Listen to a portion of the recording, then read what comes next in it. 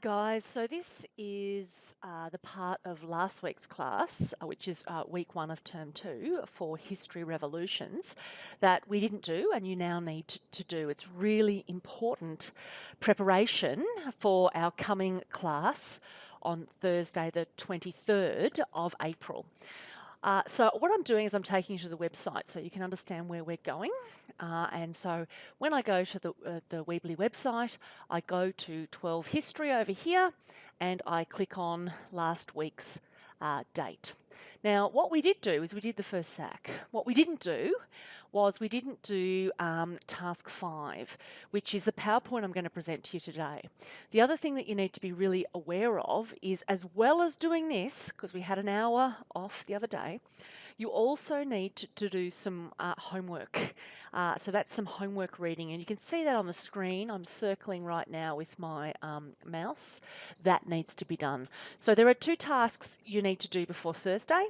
Listen to this video and complete the task that goes with it, and do the pre-reading, okay?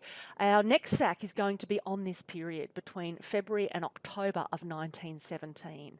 So it's really important that you come to class on the 23rd of April with quite a good understanding and with questions for clarification, because this is not an easy, I guess, time period to understand.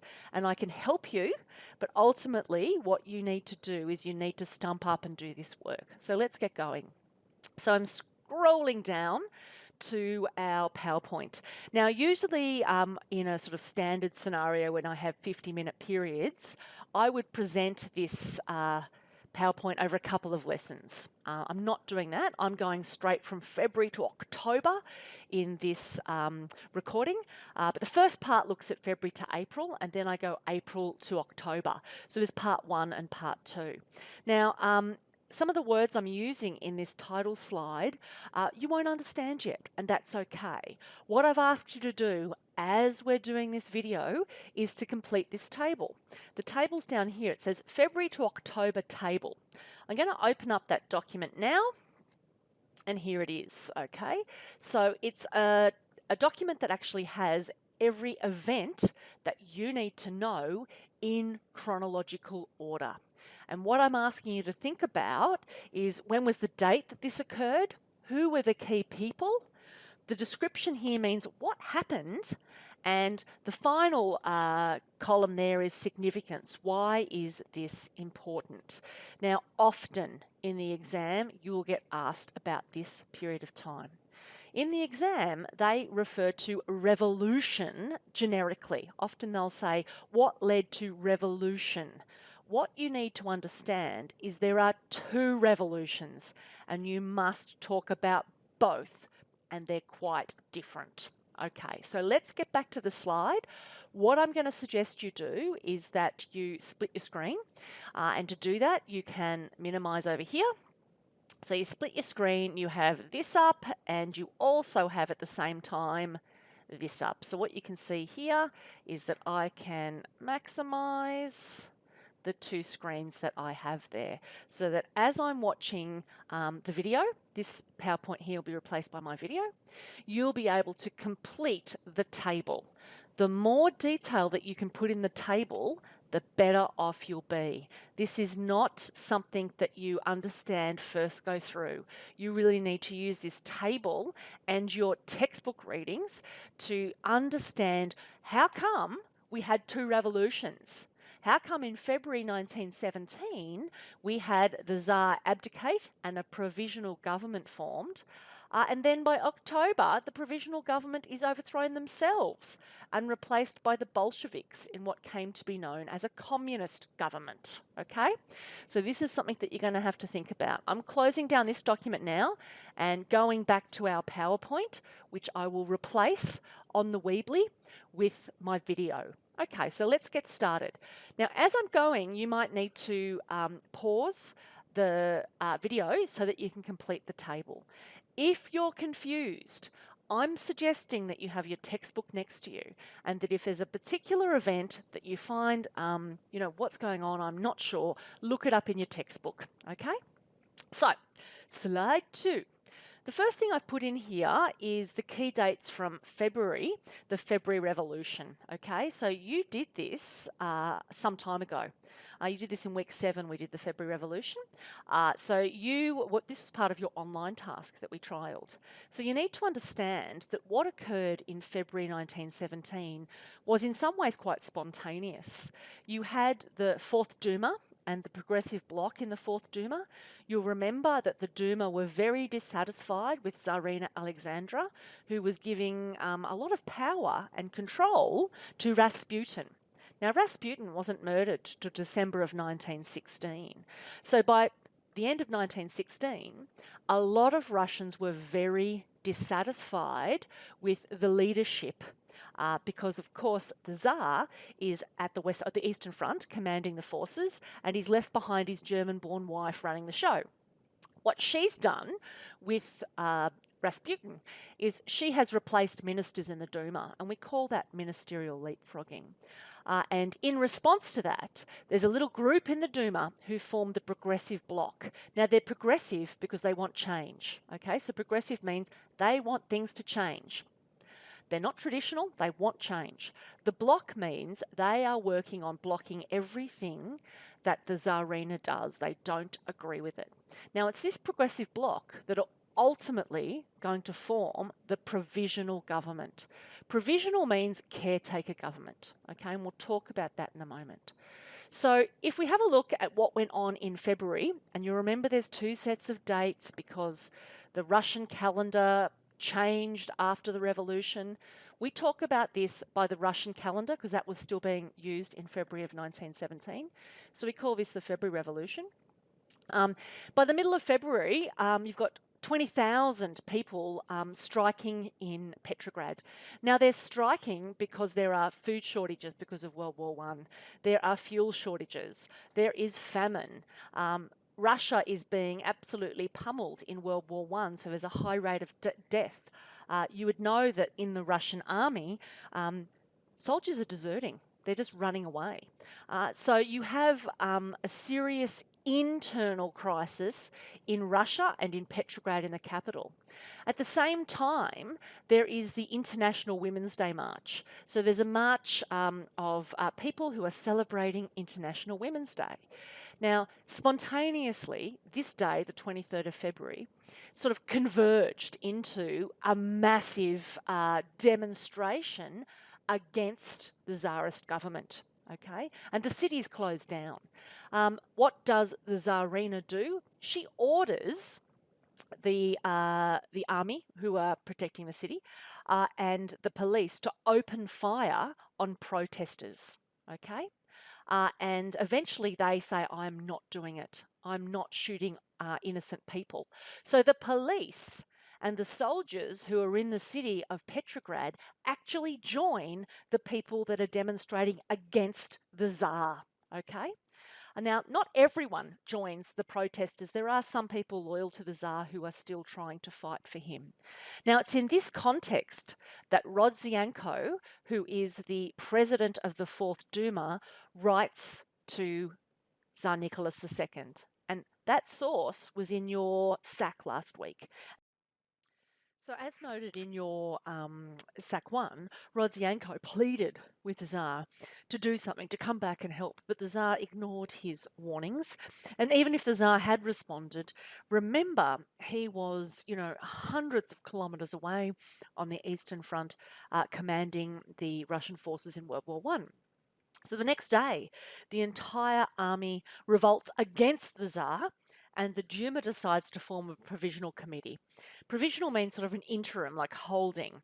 They sort of realise that the writing's on the wall and that the Tsar is about to be forced to abdicate or to give up the throne, and they decide they're going to take control. The next day, on the 28th of February, there is some fighting between soldiers and loyal police. What that means is the police that are loyal to the Tsar try to fight the soldiers that have joined the Duma. It's short-lived, and shortly thereafter, the Provisional Committee declare themselves a provisional government. remember who the Provisional Committee are. They are the Progressive Bloc. So they are the people within the Duma who were not happy with the Tsarina and with the Tsar's management of what was going on. So they decide they're going to form a government. Now, here's the trick, and this is a really big point in this whole period of time. At the same time, the revolutionary groups form the Petrograd Soviet. So you have competition now. You have the provisional government, which is the Duma, which is generally fairly conservative. And then you have this competition in the form of these revolutionary parties who really have, for the part, like for most of the last decade, so most of sort of, from Bloody Sunday right through to World War One, been exiled from Russia.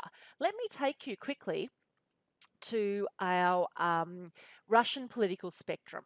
You'll remember this, I've showed it to you before, okay? So if we have a look at the spectrum, the right-wing conservatives are the autocrats or the czarists.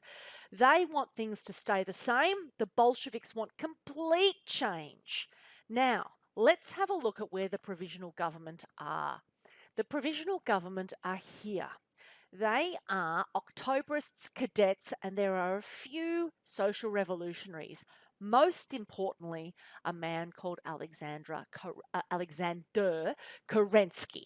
Okay, so the provisional government still isn't really revolutionary, even though they've just taken part in a revolution to get rid of the autocrats. What emerges is this, another group called the Petrograd Soviet. Have a look at the overlap there. The Petrograd Soviet are Bolsheviks, Mensheviks, and social revolutionaries. And they want a different form of government, given that the Bolsheviks, the Mensheviks, and the social revolutionaries are more socialist or communist. Okay, so can you see this competition emerging as early as February? Remember, the Tsar hasn't even abdicated yet. He's about to, but we've got this provisional government on the one hand wanting to have a sort of representative government, and we have the Petrograd Soviet saying we want change in the form of communism. This is going to become a really big problem, okay? Now you'll see on the 1st of March, it says the Petrograd Soviet assert control. The Tsar allows the provisional government and starts return journey to Petrograd. Now, in this presentation, we're really going to examine that. What does it mean that the Petrograd Soviet assert control? How can they assert control when the provisional government have just taken over? We're going to find out that the Petrograd Soviet have one thing that the provisional government doesn't have, and that is that the soldiers are loyal to the Petrograd Soviet. So you're going to have a competition between February and October between this provisional government that's attempting to establish something representative and the Petrograd Soviet, which eventually becomes Bolshevik dominated, and these two guys are going to duke it out. Eventually, the Petrograd Soviet will win and the Bolsheviks will take control in October of 1917. But what you have to figure out in this presentation is, how do they do it? How do they take control of a provisional government only, if you think about it, only 8 months after it's formed? For the moment, what you need to know is on the 2nd of March 1917, the Tsar abdicated and the provisional government takes control of Russia. So now the provisional government is in control of Russia. Russia is no longer a monarchy and fighting ends. Now, I've mentioned to you before that there is actually a triple abdication. The Tsar abdicates. He abdicates on behalf of his heir, who is the Tsarevich Alexei, who has, as you might remember, haemophilia. And then the Tsar's brother also abdicates. What's really going to help you at this moment is to watch a bit of an overview of this time period. So from February to October, it's only a 4-minute video that I've embedded. It's a YouTube clip that I've embedded in here. Have a watch of this, and then we're going to go back and we're going to slowly go from February to October and have a look at those events on that table that see the provisional government fail, the Petrograd Soviet become Bolshevik dominated, and the Bolsheviks stage another revolution in October that sees The provisional government gone, and the communists in control of Russia. February 1917. World War I rages. The Tsar is away at the Eastern Front, having taken personal command of the army. Meanwhile, demonstrations and protests against food shortages, bread prices, mismanagement of the war, poor working conditions, and more boil over in the capital, Petrograd, aka St. Petersburg. The fighting and protesting continue for a few days before parts of the military join in with the crowd and arrest the Tsar's ministers. The provisional government, made up of moderate Duma ministers, takes over. Tsar Nicholas II abdicates, but rather than pass the throne on to his only son Alexei, who is ill with hemophilia, he gives it to his younger brother Mikhail. Mikhail in turn meets with the provisional government and says, "Thanks, but no thanks." He abdicates the next day. All across the land, the people rejoice at the end of the Tsarist autocracy. But Russia's involvement in the unpopular war and food shortages continue. Bread prices rise, and the people's call for land reform is left unaddressed. A constituent assembly made up of representatives from around the nation is planned to decide the permanent government. April. The Germans, Russia's wartime enemy, help Lenin to return from exile in an attempt to further weaken the chaotic country. Lenin, having missed out on the February Revolution, denounces all sides but his, the Bolshevik Party. In his famous April Theses, he calls for the overthrowing of the provisional government, with instead all power to the Soviets. He tries to rile up the masses once again to incite another spontaneous coup. This doesn't work. Lenin pushes on. He demands that Russia leave the war immediately. This position instantly wins him troop support, a military connection he will use later. Throughout the summer, the Bolsheviks continue to poke and prod to set off mass demonstrations and remove the provisional government. In June, the Minister of War, Alexander Kerensky, orders the new offensive in the war. Major fail. Lenin acts fast to try to agitate the masses. The Bolsheviks, along with the soldiers and sailors of Kronstadt, attempt a coup with the July Putsch. They fail. Kerensky responds by arresting the guilty Bolsheviks, except for Lenin, who manages to escape and hide out in Finland. Kerensky is promoted to prime minister, replacing Prince Lvov, whose 4 months as prime minister turned his hair completely white. The country is in turmoil. Discontent and disillusionment abound, with failures on the front, famines at home, chaos in the factories and the street, and increasing class polarization. In August, there is the chaotic Kornilov affair, in which General Kornilov attempts to crush the Petrograd Soviet and overthrow the provisional government. The provisional government turns to the Petrograd Soviet, including the Bolsheviks, for help stopping him. The result, Kornilov fails and support for the Bolsheviks increases, while support of Kerensky and the now obviously weak provisional government decreases. End of summer. The Bolsheviks are gaining popularity and win a majority in the Petrograd Soviet, which is a powerful council of workers and soldiers with whom the provisional government shares power. From his hiding spot in Finland, Lenin sees a golden opportunity for the Bolsheviks' revolution before the Constituent Assembly's November elections. Lenin's followers hide out at the Smolny Institute, a former school for girls. October 24th. Lenin, back in the capital, disguises himself as a drunk with a toothache and heads to the Smolny Institute. Bolshevik troops creep out in the night and begin occupying strategic points in the capital. Bridges, railway stations, the army headquarters. No shots are fired. October 25th. By morning, Kerensky has fled the Winter Palace, the only government building not yet occupied. By this time, the palace is only protected by Junkers, who are local military academy cadets. The Bolsheviks position the cruiser Aurora outside the palace. No one wants to fire on the other. Finally, at 2 a.m. on October 26th, with little or no violence, the revolutionaries break into the palace and arrest the remaining ministers. They are taken to prison cells in the Peter and Paul fortress. Kerensky never returns. A pretty low-key anticlimactic event, more of a coup than a revolution. Okay, so your table's open now and you're getting ready to fill in this table. It's going to seem like a bit of a marathon going through this, but careful sort of discussion and analysis now will really pay off. So many times the exam asks about this. And remember, we're going to be doing a SAC on this, and we're going to be spending this coming week talking about this, and I expect that you have this base understanding.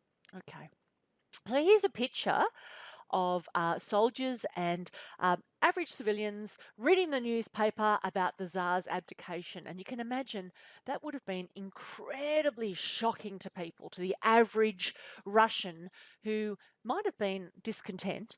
Unhappy with what was going on, but certainly not aware of what was going on at a political level.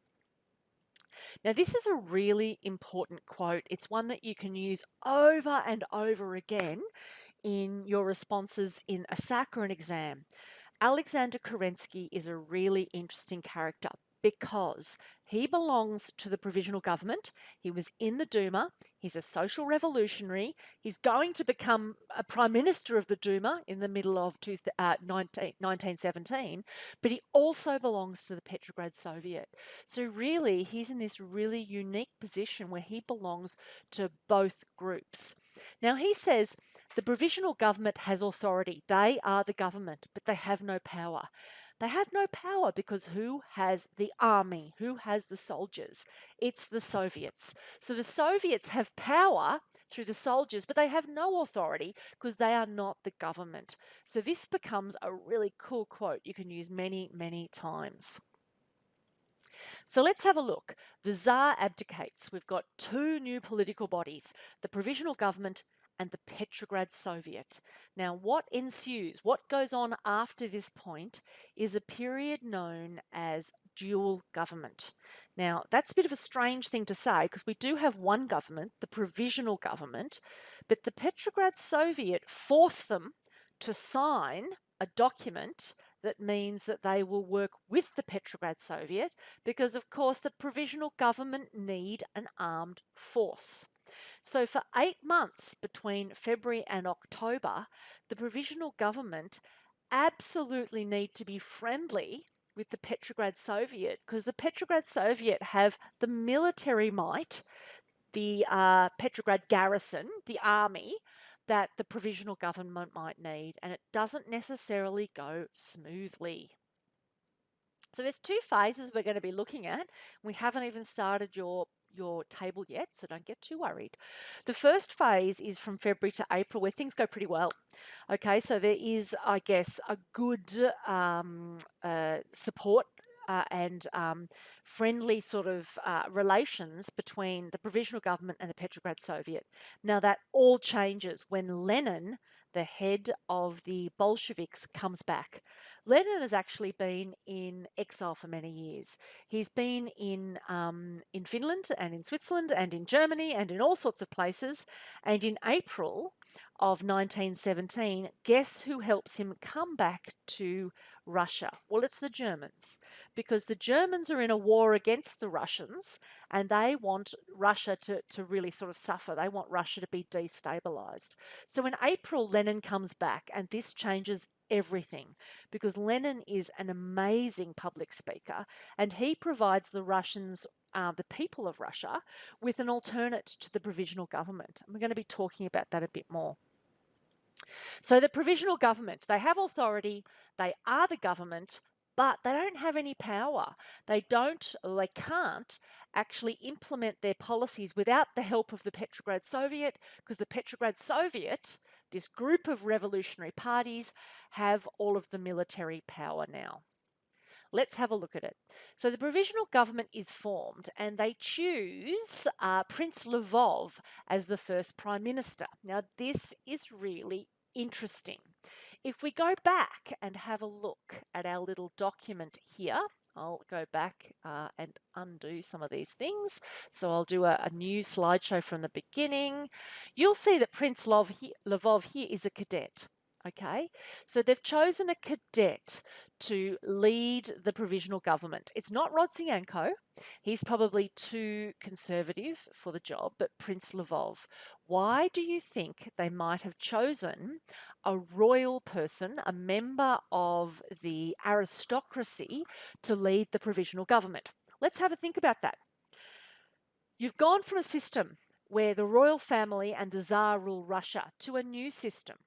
It might be easier for people to cope with and to accept if we don't have a huge change and we move from having one aristocrat, Tsar Nicholas II, as leader to having another, Prince Lvov. So he was appointed prime minister. He's been part of the provisional, of the Fourth Duma since 1912, okay? So he's quite rich. Now, this is going to be a point of contention or a problem for people in Russia. We're supposed to have a new government that represents everyday people, and here it is, led by a really rich dude. This is going to be a problem. Okay, so one of the things the provisional government is they choose a leader, and that leader reflects many of the things that people hated about Tsarism, the privilege, the wealth, etc.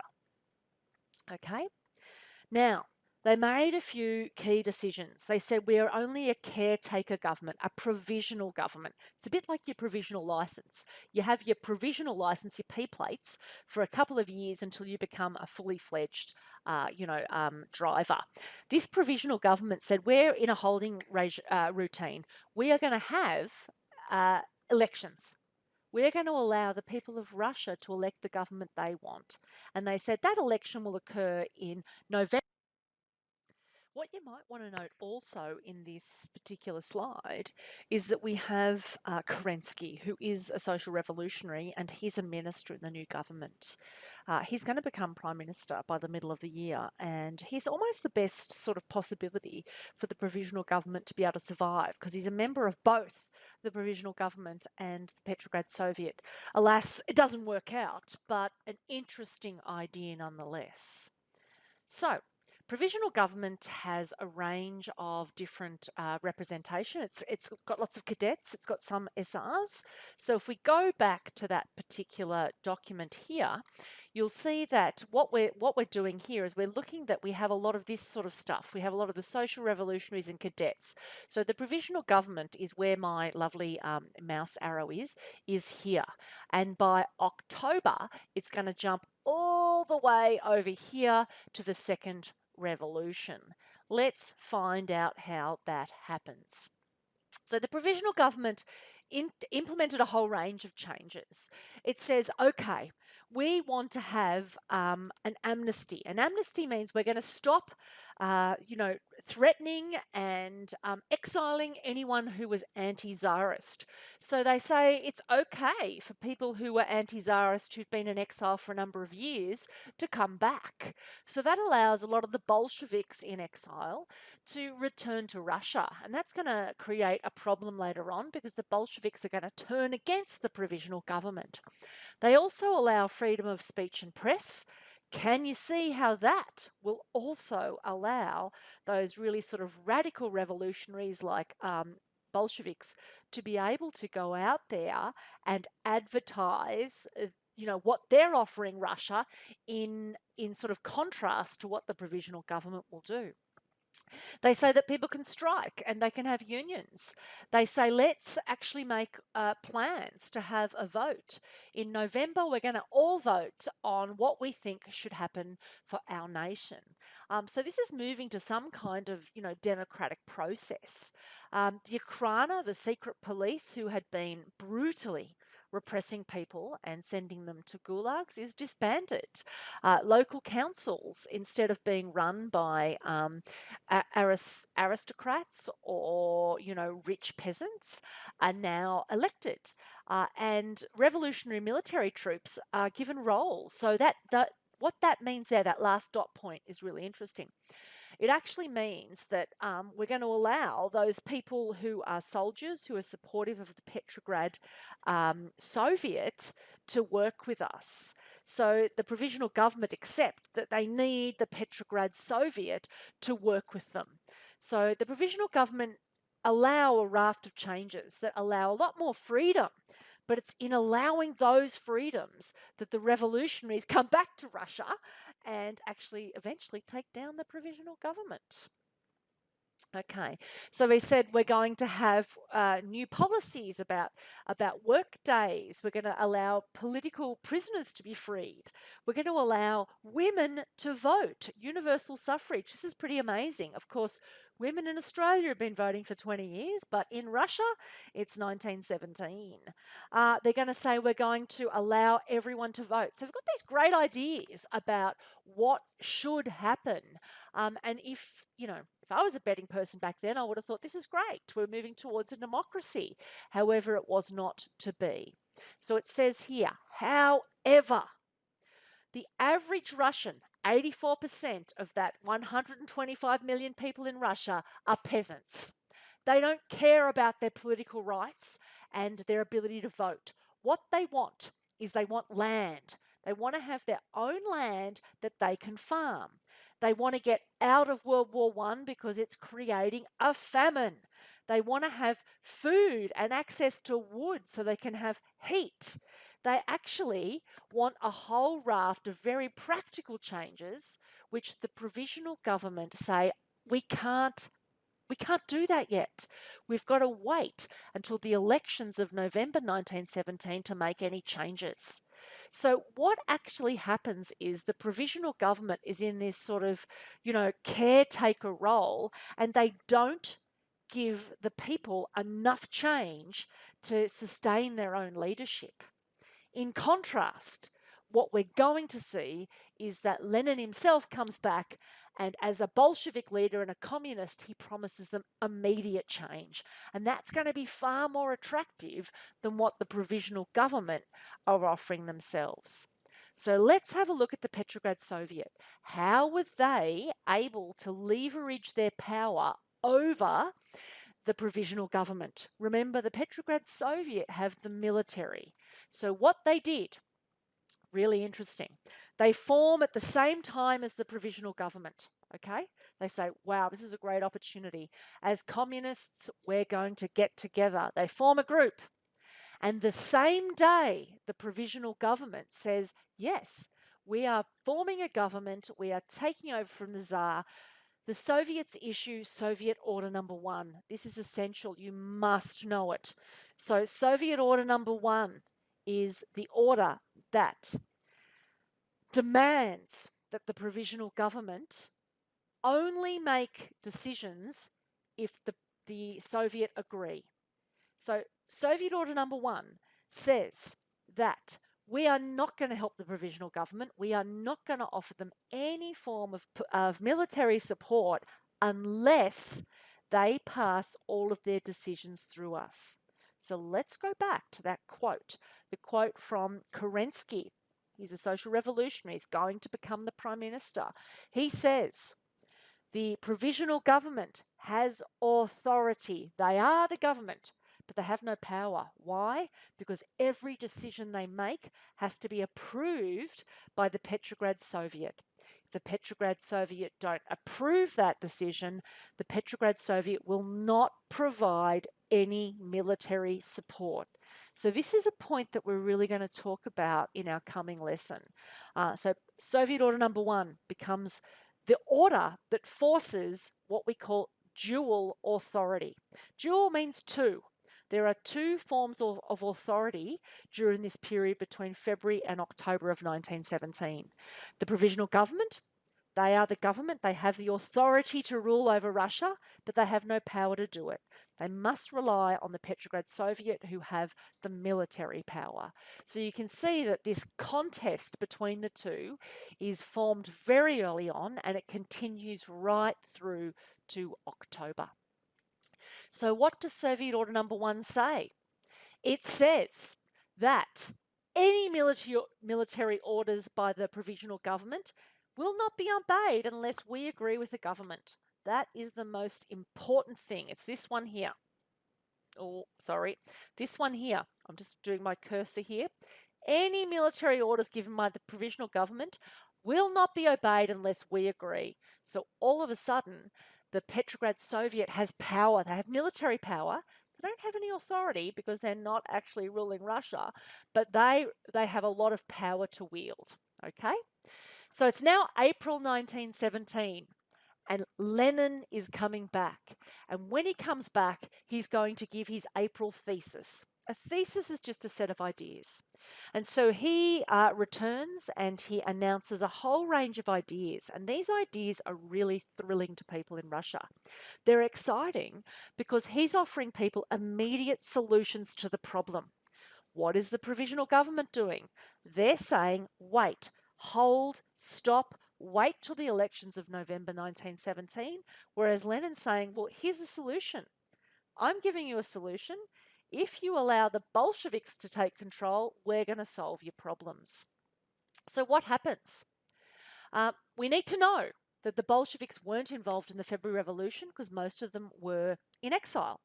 But as you just heard, the provisional government, when they came to power, they said all political prisoners should be released from jails, and all of those revolutionaries in Russia who have been in exile, of whom Lenin was one, can come back. So this means that someone like Lenin has got freedom to come back, and the Germans allow Lenin to travel through Germany. Remember, the Russians are against Germany in the war. The Germans say, yep, even though you're Russian, you can come through Germany because we actually want you to go back to Russia because we want Russia to get out of this war, and we know that you will help us do that. Because one of the promises that Lenin makes in April of 1917 is that we've got to get out of this war. Okay. So Lenin comes back. He arrives at Finland Station in Petrograd.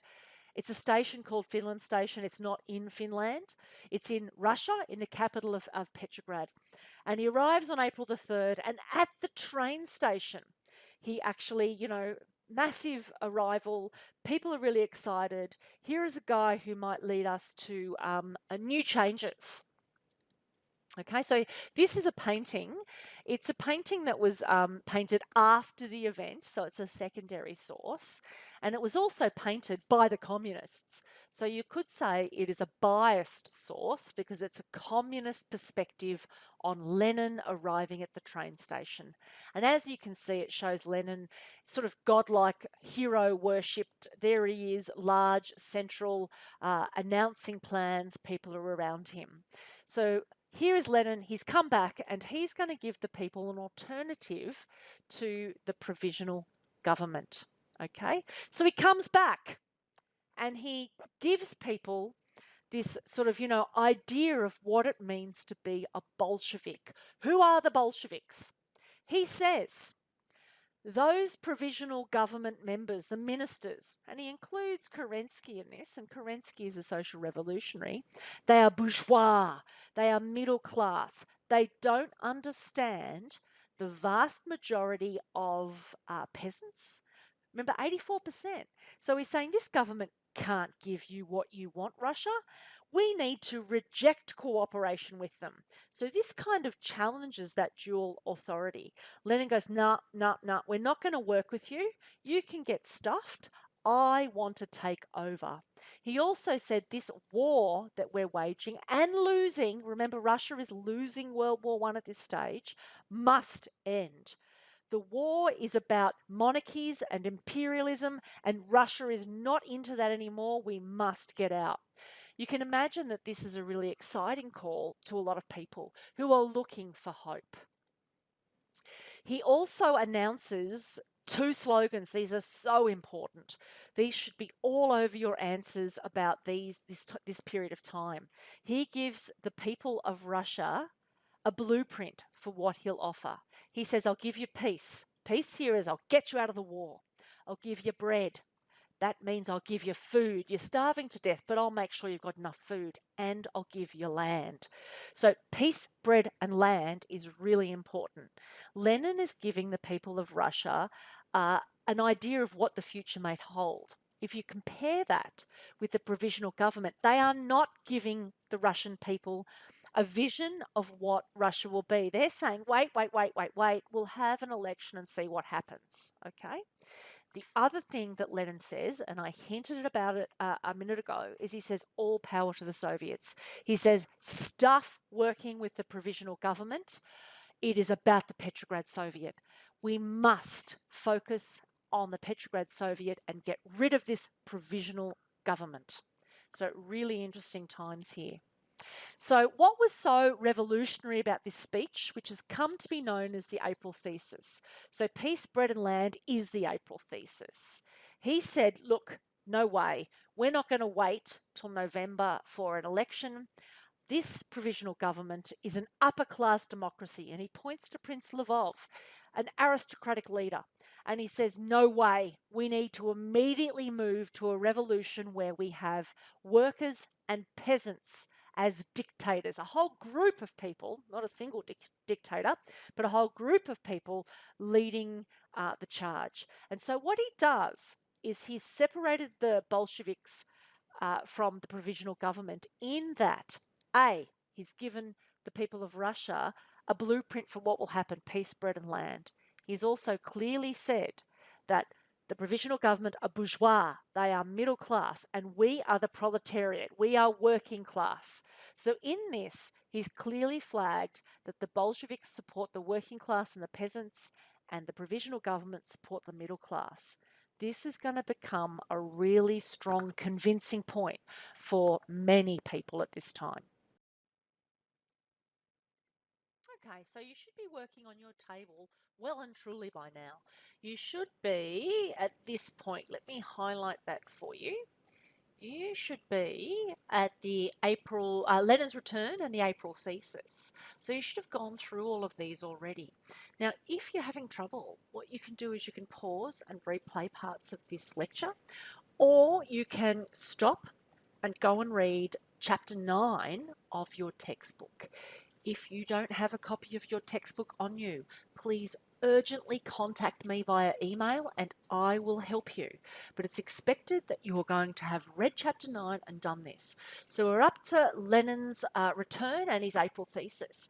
And we're going to head back to the lecture and we're going to look at what was so important or significant about this April thesis. This is part of that final right-hand column on your table. Now, Lenin's return and the April thesis are really, really important. Another word for important is significant or crucial, critical to understanding what happens. Because before he returned, the provisional government and the Petrograd Soviet were kind of working together. And that's largely because the Petrograd Soviet was filled with social revolutionaries and Mensheviks. And we know that the Bolsheviks are far more radical. Now that Lenin's back, Bolshevism or the Bolshevik Party are on the rise, okay? And so this is the point at which things start to get really sort of hostile. There's competition. And that competition's not just for political power. I want to rule Russia. No, you want to rule Russia. It's also about the ideas about what Russia should be.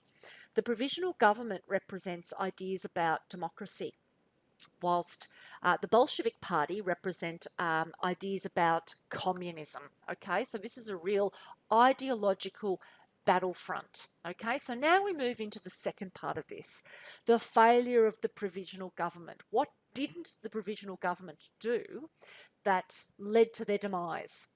At the same time, you can ask, what did the Bolsheviks and Lenin do to undermine the provisional government and to contribute to their failure? Let's get cracking.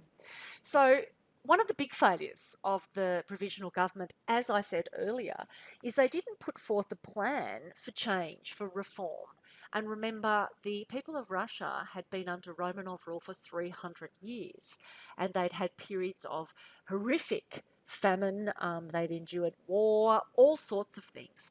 So the provisional government failed to address the basic demand of peasants for land. Okay, they didn't actually deal with it. They said, and it says it right here, we're going to deal with that after the elections for a constituent assembly. That means after we elect a government. That phrase is really important. A constituent assembly means we're freely elected. After we do that in November, that's when we'll deal with land. And for a lot of people, that wasn't a quick enough way of addressing the problem. Okay? The other problem with the provisional government is that they weren't even elected. They came from the Duma. Now, this is the same Duma who had, historically repressed people. This is the same Duma that had used the Okhrana to execute people and to send them to gulags. So this was really, really upsetting to a lot of people. They also refused to pull Russia out of World War I. They said, let's just see what happens. And that meant that the ongoing problems, the economic problems, the transport problems, the fuel shortages, the food shortages continued. So Russia was in a dire situation even after the February Revolution. What this meant was that they didn't have the support of workers and peasants. At the same time, they didn't have the support of the upper or middle classes because these people were starting to lose the privileges that they had under the Tsar. So their problem was they had no support base. whereas Lenin and the Bolsheviks had a broad support base. They had the urban workers or the proletariat, and they would come to have the peasants eventually. So some historians have talked about this, and they said that, for example, Lynch, who is an historian, has said that the central problem for the provisional government was that they kind of got stuck. They were in a no-win, a paradox, where they had to keep Russia in the war, because to come out of a war, you might remember this from year 11, requires you to sign a treaty. And it requires you to give a lot of stuff away, and Russia's already, really, really broke. But by not removing Russia from the war, they destroyed their own chances of survival. I think what Lynch is saying there is they're sort of damned if they do and they're damned if they don't. Christian, last name Christian, not first name, so historian Christian says the provisional government lost support primarily because it tried to attempt to please everyone, and in pleasing or trying to please everyone, it pleased no one.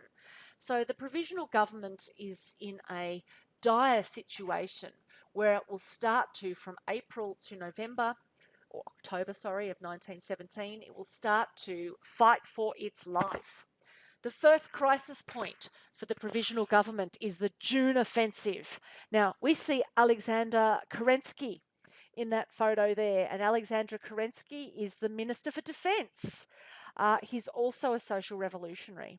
So what he thinks is going to help is why don't we just have a really big attack on Germany in World War I? In other words, why don't we arrange for the Russians to attack the Germans? Okay, that's going to make us, look good, and we're going to have a quick victory over Germany. Now, what do you think happens? Let's think about this. It didn't work. In fact, the June offensive failed miserably. Why did it fail miserably? Let's look at the third dot point. The Russian soldiers didn't have weapons. They didn't have proper training. So what happened to them? They were killed, they were captured, or they deserted. They simply ran away. So Kerensky, who had gone in there thinking, I know what I'll do. I'll have a quick little battle. I'll send my Russian army into a particular World War I battle against the Germans, and that will rally support in Russia. Well, it failed. Whole regiments, that's like thousands of men mutinied. A mutiny is where they say, yeah, nah, we're gone, and they desert. So this is a real problem. The June offensive cost Russia, this is the significance of it, it cost Russia hundreds of thousands of men. Indeed, they lost territory. So an offensive is an attack.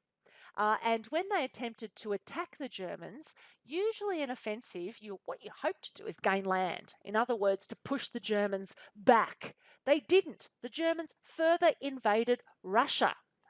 The other thing that happened was the cadets and Prince Lvov, who were so horrified by what happened, they didn't agree with it, he quit. He quit. And Kerensky becomes Prime Minister of the Provisional Government in July. Have a think about this. How does that look? In February, you have one Prime Minister. They promised a whole new way of life. We're going to have, elections in November. And by July, we have a failed attempt in the war, and we have a new Prime Minister. So this is, things aren't looking good. And of course, Kerensky is the man who led Russia to that loss in the June offensive. So his reputation, before he's even become Prime Minister properly, is pretty damaged. So you've seen June. Now let's go to July. This is a really interesting one. So by July, things are looking pretty dire for the provisional government. So the Bolsheviks think, oh, we've got our chance. The country is starting to collapse. There are factories closing down. There is not enough work for people. People are unhappy with the provisional government. There are street demonstrations. There are people outwardly challenging the authority of the new government. Remember, this new provisional government had said, yeah, it's okay to strike.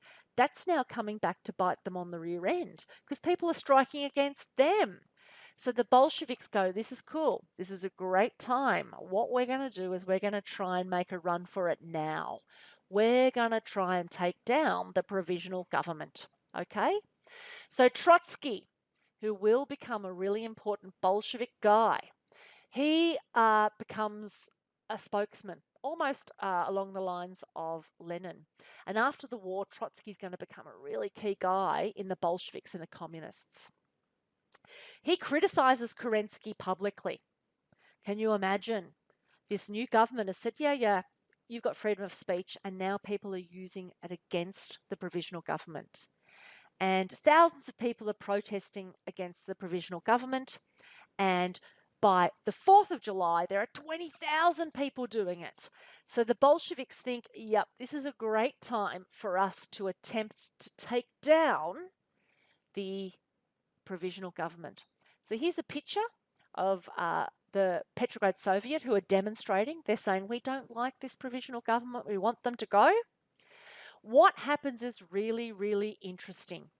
The Bolsheviks attempt to take down the provisional government in the July days, but they fail. Why do they fail? Because they're disorganized. They don't know what they're doing. It's really sort of, unorganized. Disorganized is the proper word for an English teacher, but it's also really sort of, spur of the moment. They're quickly defeated by the provisional government who have their own armed troops by now. And all of the Bolsheviks are put in jail. So they're defeated. The provisional government in the July days holds on to power. Okay, some photos from the time. And this is a representation of what that sort of, was like. And the red flags represent the Bolsheviks who are demonstrating, and now they have to flee because the provisional government actually overthrow the protesters in July, and all the Bolsheviks are sent to jail. Now, that could have been the end of the sort of discussion. It could have been, no, the provisional government have now reasserted their authority. The Bolsheviks are in jail. They remove the freedom of demonstration. They remove the freedom of speech. End of story. But no, it's not the end of the story. We do need to know that the July days were a failure. They were a failure for the Bolshevik Party, okay? The Bolsheviks are in jail. It didn't work, but they learned some really, really important lessons. So I've just mentioned that the July days taught the Bolsheviks a lot. It was a turning point, in fact, because the Bolsheviks, even though they're in jail, they survived. And Lenin now forms a very strong commitment with Trotsky. Trotsky was initially a Menshevik, but he becomes a Bolshevik now. And Trotsky is also able to use the failure to develop more effective strategies. Most importantly, they decide that having this sort of unplanned, large-scale public demonstration and revolt is not a way to conduct a revolution. Instead, they decide that what you have to do is you have to have a band of highly trained, very exclusive, limited membership revolutionaries who are well planned. And that's what the October Revolution arguably was. So, what's the next big crisis point? Well, the next big crisis point is the Kornilov Revolt. Now, the Kornilov Revolt happens in August of 1917. Now, there's a lot of stuff going on this slide. What I want you to hear, instead of looking at all this slide, is I want you to hear what I'm saying, okay? So Kerensky is the Prime Minister. He arrests the Bolsheviks, and he takes back some of those reforms that the provisional government gave, obviously giving people freedom of speech and political amnesty or political freedom, like freedom to say what was wrong with the government, didn't work. So he puts the Bolsheviks in prison, and he sort of takes back some of those changes that he gave. Okay. Now, Kornilov is a former Tsarist military general. And he is really, really worried because the Germans are now really winning World War One. The Germans are pushing into Russia, and Kornilov is really concerned that soon the Germans will reach Petrograd, the capital, and Russia will fall. And so he says, look, the provisional government aren't doing a very, very good job, so I'm going to take over. So he tries to do a military takeover of the provisional government. We call that a military coup. Let's have a look at what happens. So here is Kornilov. I like this, described as having the heart of a lion but the brain of a sheep. In other words, not too clever. So he had power in that he was in control of the Petrograd garrison. That's the soldiers that the Petrograd Soviet looked after. And he's going to use them. And he's going to use them to try and take down the provisional government. Where are the Bolsheviks? They're in jail. So let's have a look at what happens. Okay. Kornilov wanted to stop Germany from defeating Russia. Okay, so he wanted to impose a whole range of military directives. He wanted the provisional government to take control of the situation and make sure that Russia was safe from a German invasion. Okay, he was really worried about the Soviets. He was really worried about this dual authority that was failing. He was worried about the fact that Russia was on the brink of collapse. So what he did was that he declared the provisional government to be incompetent, and he tried to order his troops to take down the provisional government. Now, this is really, really interesting because the provisional government has just survived the July days. It's just survived an attempted takedown by the Bolsheviks, and now someone else is taking them down. This time it's one of their own. It's a member of their own people. It's who's turning against them, and they don't know what to do. So what do? They think, shit, we need some more help. They release the Bolsheviks from jail. This is going to be really interesting now. So here's Kerensky. He is standing there. He's deploying the army he has to defeat Kornilov, and he's also releasing the Bolsheviks from jail. So he's saying to the Bolsheviks, we need your help. The Bolsheviks go, okay, let's go. So Kerensky turns to the Bolsheviks for support. Okay, he ordered the release of Bolshevik prisoners and they were given weapons. Okay, so what does Trotsky do? He forms an army. Now, this is going to be important. Now, the Bolsheviks have their own army, the Red Guard, 40,000 soldiers. In August of 1917, Trotsky and the Bolsheviks will support the provisional government by overthrowing Kornilov. In October, they won't. In October, they will take down the provisional government themselves. So this is really interesting. Kornilov's troops never make it to Petrograd. He's arrested and imprisoned, and Kerensky emerges, but look, he's by now looking like an incredibly weak leader. He lost the June offensive against Germany. The July days threatened his reputation, and now in August, one of his own military commanders, an ex-Tsarist general, tries to take him down. So this is not looking good. The significance of the Kornilov revolt is twofold. One, it undermines the provisional government, and two, it reinstates the Bolsheviks. They have more power than ever now. So really significant. Have a read of this. Bolsheviks are revived. They're back. They've learnt from the July days. They know what they'll do now. Their popularity is growing. Why is it growing? Because Lenin has given the people of Russia an idea of what he will offer. He will offer peace, bread and land. What is the provisional government doing? Just lurching from crisis to crisis. The scene is now set for the October Revolution. You see a lot more support for the Bolsheviks, okay? Even within the Petrograd Soviet. Now, a Soviet is just a group. It's just a group of communists. And these Soviets are all over Russia. There's one in Moscow. There's one, blah, blah, blah, blah. There's many of them. Have a look at this. The representation of Bolsheviks within these Soviets, within these communist groups, grows from 11% to 51% by September.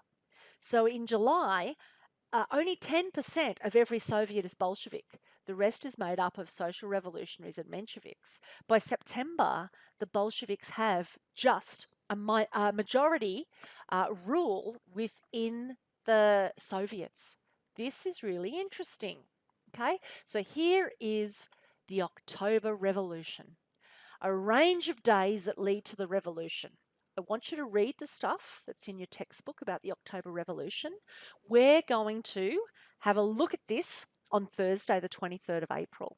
What do you need to do before then? Complete your table to the best of your ability. You need to give me that table. You need to submit it by email to me. catherine.hart@chisholm.edu.au. You have to submit it, proof of work. If you're going to go ahead in history, you must prove that you're participating and doing work. Send me the completed table, please, before Thursday's lesson. You must have a look at the reading of Chapter 9 and the Chapter 9 questions. I've given you an additional reading. I think it's worth having a go at it. So all up, you've got a couple of hours work here. You've got the lecture that you have to watch, the table you have to finish. You've got your Chapter 9 you need to read, and an additional reading that's listed on the Weebly website. If you have any questions, email me, text me via SMS, you've got my number, or send me a message via the Facebook group. Come on, revolutionaries, come on, comrades, let's do this. We need to keep going. See you on Thursday. Bye.